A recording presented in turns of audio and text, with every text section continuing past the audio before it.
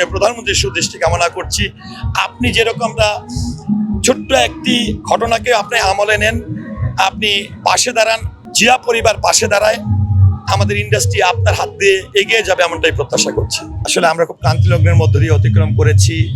এর আগে দেখেন, আমাদের যদি হিসেব করতে যাই 21 থেকে 26 বা 2020 থেকে 26 আমরা কিন্তু খুবই খারাপ সময়ের মধ্য দিয়ে অতিক্রম করছি। এখন ধরেন দেশের অবস্থায় যদি ভালো না থাকে, বহির্বিশ্বের অবস্থায় যদি ভালো না থাকে, সেখানে আমার পক্ষে বা শিল্পী সমিতির পক্ষে তো ইন্ডাস্ট্রি পরিবর্তন করা সম্ভব না।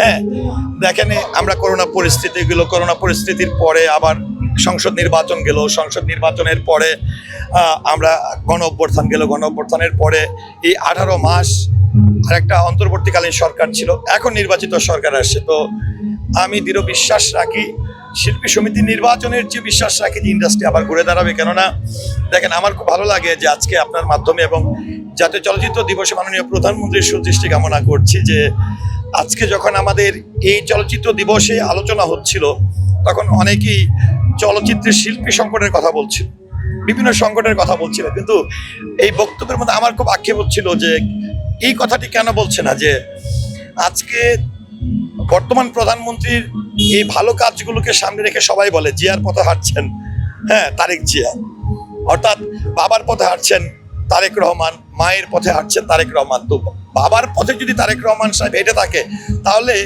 এই চলচ্চিত্রের দিকে মাননীয় তৎকালীন শহীদ প্রেসিডেন্ট জিয়া রহমান সাহেবের কিন্তু আলাদা একটা দৃষ্টি ছিল।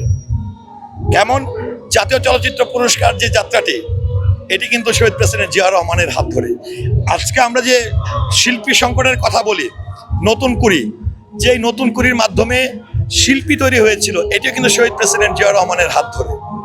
তো আমি মনে করি আজকে জাতীয় চলচ্চিত্র দিবসে আমি মাননীয় প্রধানমন্ত্রীর সুদৃষ্টি কামনা করে একটি কথা বলতে চাই যে তিনি একটি জায়গায় বলেছেন, আমি সকলের, দেশের 18-20 কোটি মানুষের কোনো দলের না।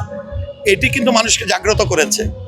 আমাদের ইন্ডাস্ট্রিতে দীর্ঘদিন 17-18 বছর অন্য একটি দল দীর্ঘদিন ক্ষমতায় ছিল, সেখানে যেমন আমি একজন শিল্পী, আমাকে যদি একজন মিনিস্টার ফোন দেয়, আমার যেতে কিন্তু আমি বাধ্য।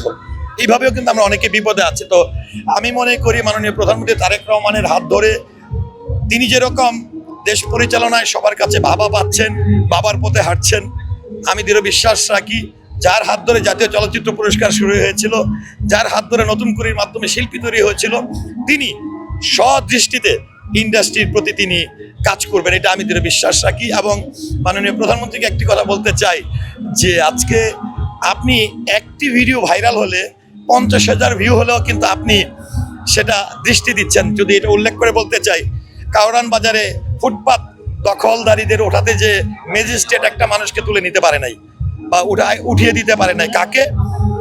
একজন যে সাইকেলে হাওয়া দেয়, রিক্সায় হাওয়া দেয়, এইটি মাননীয় প্রধানমন্ত্রীর দৃষ্টিতে পড়েছে।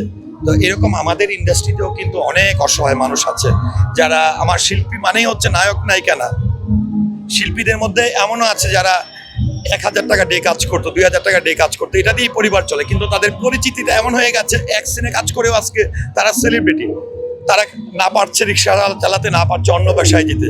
সো আজকে চলচ্চিত্র দিবসে আপনাদের মাধ্যমে মাননীয় প্রধানমন্ত্রীর সুদৃষ্টি কামনা করছি। আপনি যেরকমটা ছোট্ট একটি ঘটনাকে আপনি আমলে নেন, আপনি পাশে দাঁড়ান, আপনার জিয়া পরিবার পাশে দাঁড়ায়, আমাদের ইন্ডাস্ট্রি আপনার হাত দিয়ে এগিয়ে যাবে এমনটাই প্রত্যাশা করছি।